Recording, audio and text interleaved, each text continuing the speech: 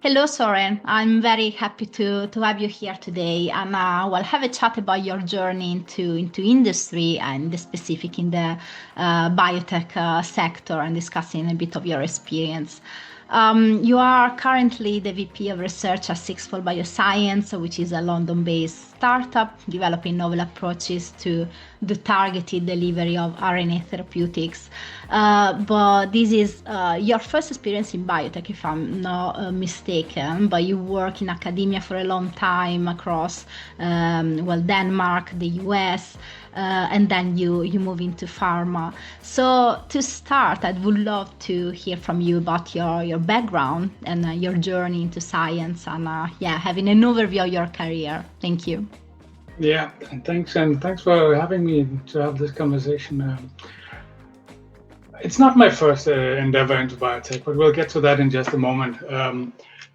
My career starts out with a PhD at Michigan State University, leading to a long postdoc in the NYU Medical Center, working with viruses, working with transcriptional regulation. And my entry into oligonucleotide therapeutics came really in 2008, when I was recruited to a company called Centaris Pharma in Copenhagen. And that's where my first exposure to biotech came. Centaris was a reasonably mature biotech company doing lots of partnered research with some of the big players in the field, working on antisense oligonucleotides. One of the partners we were working with was Hoffmann La Roche, who ultimately ended up acquiring Centaris in 2013, 2014. And I joined Hoffmann La Roche as a research scientist, as a project lead, and ultimately as a portfolio manager. And then after some years with Roche, I ended up in a situation where I could pick something else to work with. And for a while, I did some independent consultancy, worked with a number of different companies, both biotech and pharma and CROs for that matter, until I joined Sixfold about 18 months ago as VP of Research. That's my story in a nutshell. Yes, fantastic. You work across different settings. You mentioned CROs as well, at least consulting for them, and of course biotech, pharma, academia. What were the key differences that you experienced from moving from one setting to another? Have you changed your approach to doing science, drug development in general? One of the big inflection points in my career was a transition from working with Centaris, a biotech company, to being acquired by Roche, a big pharma. And the benefit for me was going from a pure discovery setup where you were saying, okay, we get to show this efficacy of this molecule in an animal model. We may get into a pivotal tox study. But then looking over on the other side of the fence after we were acquired by Roche and seeing the rest of that value chain all the way until you get something on the market was incredibly instructive for me. Not because I want to be part of that side of the process, but because it instructed me in how to deal with the early discovery. What is it that I needed to have ready already from the beginning for that process to be successful? Absolutely, having a complete overview of the whole process, the development process, it's definitely insightful. And you mentioned, of course, that around 18 months ago you moved into a UK-based company, biotech, Sixfold. What was the motivation that moved you to do this transition again from pharma to a biotech? And is it something that were aligned with your long-term career goals, or something that you planned? I don't have long-term career goals. I'm very much a random path kind of guy. Stuff happens and I do that. As it happened, I came across this opportunity. It was a company that did something that I had already seen as working at pharma, working as a consultant, seeing something, trying to address a need. And need is drug delivery, tissue-specific drug delivery, not with oligonucleotides. Seeing a company trying to solve that and having an approach that I felt might have at least part of the key to doing that, and I wanted to be part of that. bringing into, of course, the expertise I had from my earlier career. And secondly, it also gave me an opportunity, because what I had been working with mostly was matrix leadership, and I wanted to add some people management onto my CV to support my career trajectory, if that's what you want to call it, and try to learn a bit about people management. And obviously we've all been managed, and I've been in big companies that have enormous systems for managing people, and that's something that seems scary. But then when you get into it, and certainly when you get into it in the context of a small biotech, where the management is less about those systems and I don't know what all that goes into that, but it's more about how do you deal with individual people, with their desires and their ideas and their plans and their ambitions, and realizing relatively quickly that in that particular setup, and I think it translates into department level or work group level in the big pharma, at that level, the skills you need to manage people like that is pretty much the same skills that you need to manage people as a good matrix leader. It is understanding what people want, understanding how the interactions are problematic for them, or how the interactions are successful for them, and leading them through that. And so for me, it was an opportunity to have that experience, and then an opportunity to realize that a lot of the skill set that I needed to be in that role was already present from my experience as a matrix lead. Yeah, absolutely. And management, of course, it's a critical part, a big responsibility, I think, while dealing in a biotech. And how do you motivate people in a startup? Because of course in academia you need to work hard in order to publish papers and go further in your career, academic career. But how does it work in a biotech startup as a manager? So whether I manage to motivate people, you're gonna have to ask the people I manage about that. My approach has always been to try to lead people through what they expect is going to happen over the next 1 year, 3 years, 5 years, 6 years, because you are going to be impatient. And certainly if you're in a small startup which have a lot of very young individual contributors who have not had the experience of going through the cyclic nature of biotech, there's a lot of focus on what happens now, what happens in the next 6 months. But the management very much is about, you're going to do this for 30 years. How are you going to, we're not going to motivate you by telling you that you're going to end up in this position in 30 years, but we are going to motivate you to say, how are the things that you're doing now, how is that going to help you to go to the next step? Yeah. And that's one level. The intellectual part of it, where you're dealing with people who are super excited about what they know and what they do and what they want to get out of this scientifically, that's the easy part. That's just talk to people and feed into their excitement, because that's also where I come from myself. I used to be the guy that would be running down the hallways with a Western blot and saying, look, the band is there. That excitement, that's easy. Let's just feed into it. Fantastic, thank you. And of course you're Danish, you work in Denmark, you've done research in Denmark, but also in the US, and now you're working for a UK company. I'm expecting this company to find people coming from different countries as well. So how do you navigate the integration of different cultural perspectives, but also different ways of doing science, like different approaches, while maintaining a cohesive group, basically? That's a very good question. A lot of my experience is not from Denmark. I worked in a purely Danish company for 8 years, and since then I've been working with international companies. And before that, I lived in the US, so I have a lot of experience with the cultures from elsewhere.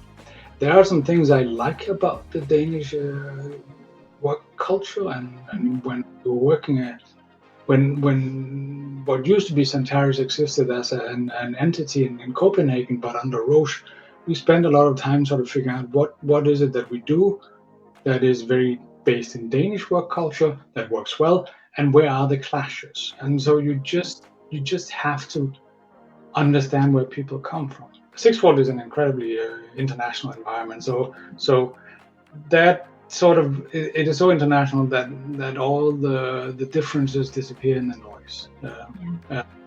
People have so different such different approaches to what it means to be an employee in a company that you're forced to have those conversations. Say, what is it that you're expecting? What is it that happens elsewhere? What is going to happen here? And then also work with individuals. And I know that if you're working in a big company, then there's a company culture that you want to drive it with. When you're working in a small company, you don't have the same benefit of having a defined company culture. You work with individuals and say, what is it that you expect? What is better for you? What's better for me? Absolutely. And also, you are leading different team leaders, is that right? So it's very cross-functional. Is it challenging to ensure that they have clear communication at a scientific level, for example, between chemists and biologists? I'm expecting to have engineers also at Sixfold. Is it challenging? Yes, that is the challenge. But I want to put that as just a component of what we do. You have you're feeding a value chain that goes from this discipline across this discipline to that discipline. And as a leader and a manager, you just have to be vigilant when you're seeing those interactions. And of course, there are people-to-people interactions, and you trust your employees to be adults and work well with each other. And when they run into problems for one reason or another, then you step in and you have conversations with them. But it's difficult to for me, it's difficult to make grand statements about that kind of situations, because those always come down to individual incidences, and you sort of have to pull out your humanity to figure out what works here, what doesn't work here. Yes.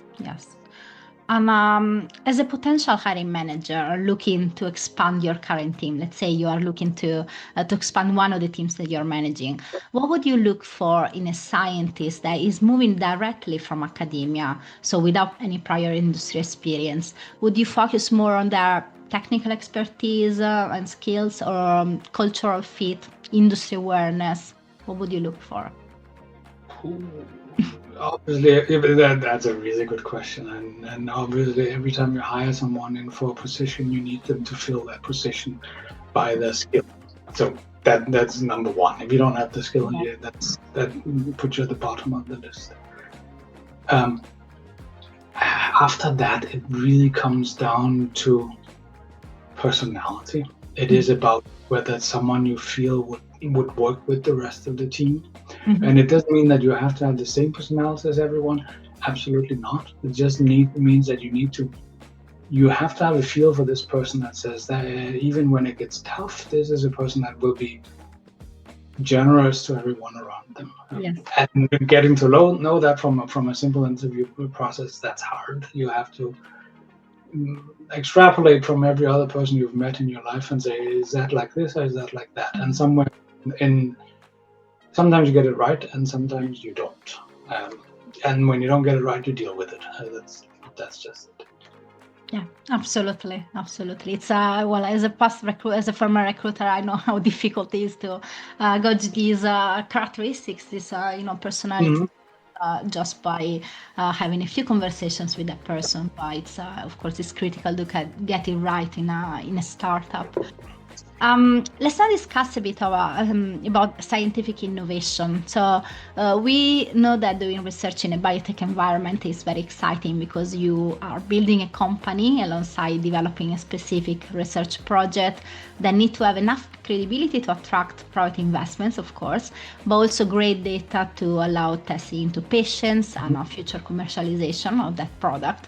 But we all know that doing science, especially while you do something new for the first time, you go after a novel target or you're developing a new therapeutics, science doesn't always move in a straight line, right? You will have disappointing results all the time. It's just part of the process. So considering all this, what are the strategies that you use to manage and balance the nature of research with the fast-paced expectations of the biotech industry?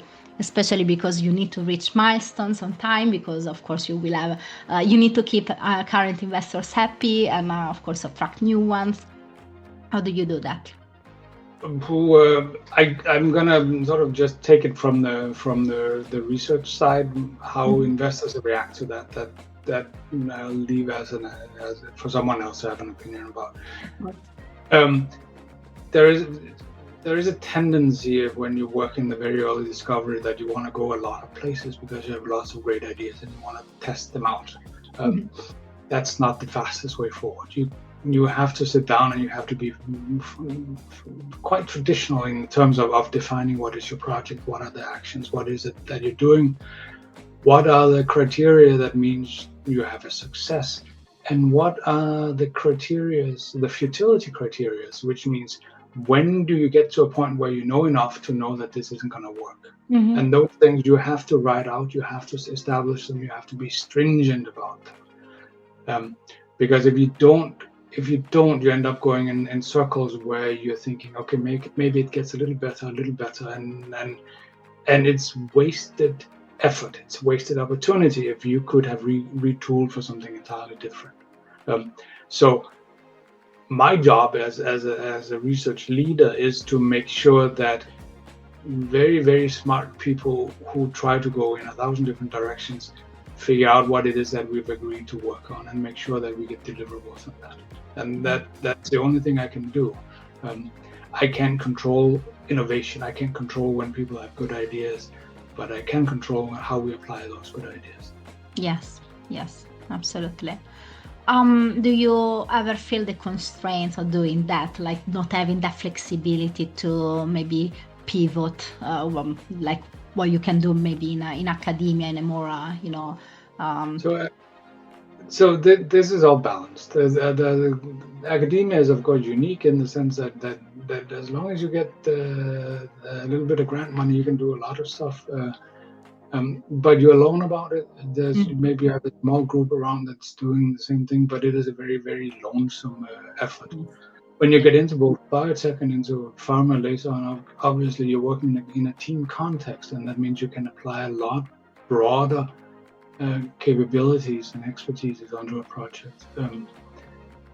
The resources in biotech are small, and then you have to be very clear about what it is that you can do with those resources.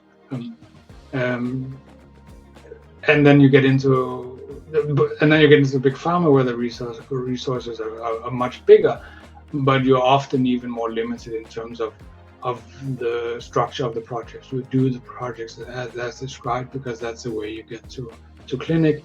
That's where you get to market.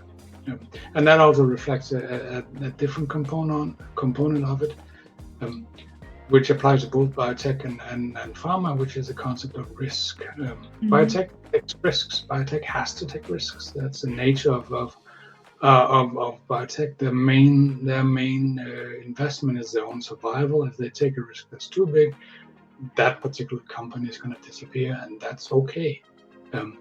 Big pharma can't do that. Big pharma has responsibilities for everything else that's in the portfolio. It has responsibility for some major investments and shareholders, and you can't take risks the same way, obviously. So we talked about how we talk to people about managing, working in a biotech environment, having people understand the risk that we're working with and understanding that is an appropriate thing to have in our jobs is a key part of that. It helps us make decisions. It helps us be careful about whether risk is meaningful or not. But it doesn't limit our ability to take those risks. That's very interesting. And of course, pharma companies are structured with different purposes and often leave the risk to the biotechs and actually then can acquire them or license their projects, their therapeutics. But biotechs and risk, yes, it's it's an equation basically. That's how the ecosystem works. Maybe it's not the best way, but it is the way it's working right now. We don't have a lot of government-funded Yes. drug development. It used to be that some of there's for instance, vaccine development was partly nationalized. That doesn't happen anymore. Right now, the only way we can do drug development is this ecosystem that consists of some investors that are willing to risk the capital to get a very big payout. Some small companies that are willing to do this work even though they know it may not succeed. Yes. And some big pharma companies that have all the skills and the resources to take something that looks very good and bring it all the way to market, but who cannot risk too many failures because that affects the investment into those companies. And those investments, of course, the investments that make up people's pension funds and whatever. So you can't take those risks. Yeah, absolutely. I want to end this conversation with two questions. The first is about what would you say to academic researchers that are considering the transition into biotech? What advice would you offer based on your own career path and experiences? That's a good question. I would always advise someone that they need to make sure that they see themselves in this. And you talk to people who are fresh out of university or doing their PhDs, and they come from a background which is very much anchored in an academic environment, and they reflect what they think is going to happen in an industrial position against that. And you have to have the conversation about limitations in your freedom to work, and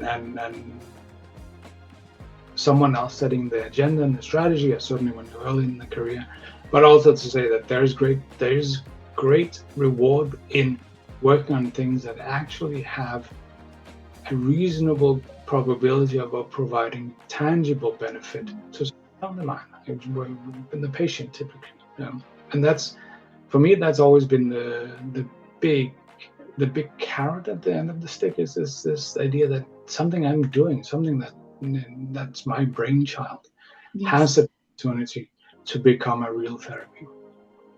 Absolutely, that's fantastic. And if you started today, would you do anything in your career differently? Would you change anything?